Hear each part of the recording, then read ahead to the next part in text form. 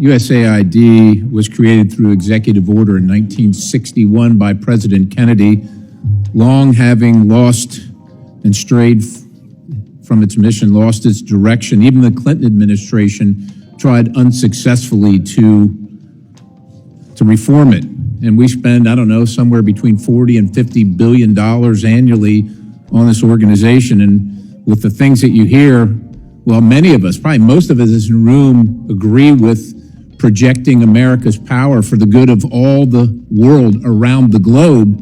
Quite honestly, if our enemies were asked to design a foreign aid program that would actively undermine the United States of America at maximum cost to the taxpayer, they would be hard-pressed to create a scheme more effective than USAID. We left Afghanistan, and I'll characterize it as left in August of 2021. August of 2021. So the Taliban's in charge. The Taliban threatens the lives of the NGO personnel distributing USAID. They claim credit for USAID distribution. They interfere with the distribution of USAID aid. They tax the beneficiary of the aid. They tax the delivery service. They steal the food commodities. They divert the funds. They extort citizens for protection for USAID aid. They create sham procurement schemes, and they threaten the lives of those who oppose those schemes.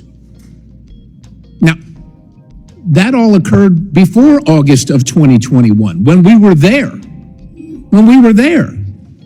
Now, you don't have to be a rocket scientist. You could just read the Taliban is classified, and if you don't know, the Taliban's in charge of Afghanistan. They're classified as a specially designated global terrorist organization by OFAC. So post-2021, so this is last year, 2024, we spent $697 million of the taxpayers' dollars in Afghanistan, including $534,719,000 in change from USAID in Afghanistan. I don't know what we think we're going to change in Afghanistan. We lost 22,000, lost or wounded 22,500 Americans in Afghanistan over the course of our term there in the war, spending over $2 trillion.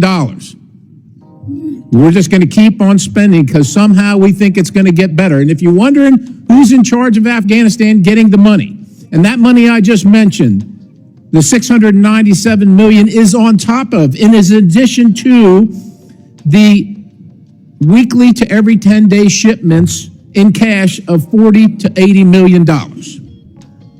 Afghanistan is ruled by folks named Sarajuddin Haqqani.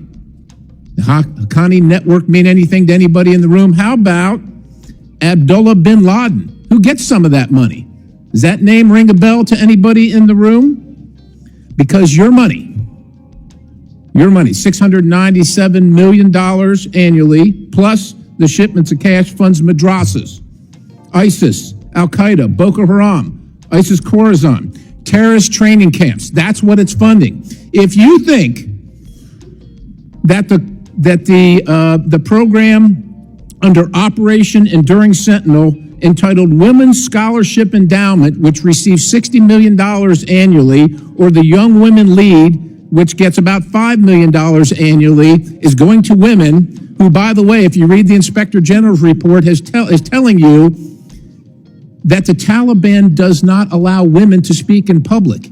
Yet somehow you're believing, and American people are supposed to believe, that this money is going for the betterment of the women in Afghanistan. It is not. You are funding terrorism, and it's coming through USAID. And it's not just Afghanistan, because Pakistan's right next door. USAID spent $840 million in the last 20 years on Pakistan's education-related program. It includes $136 million to build 120 schools, of which there is zero evidence that any of them were built. Why would there be any evidence? The Inspector General can't get in to see them. But you know what? We doubled down and spent $20 million from USAID to create educational television programs for children unable to attend the physical school. Yeah, they can't attend it because it doesn't exist. You paid for it. Somebody else got the money. You are paying for terrorism. This has got to end.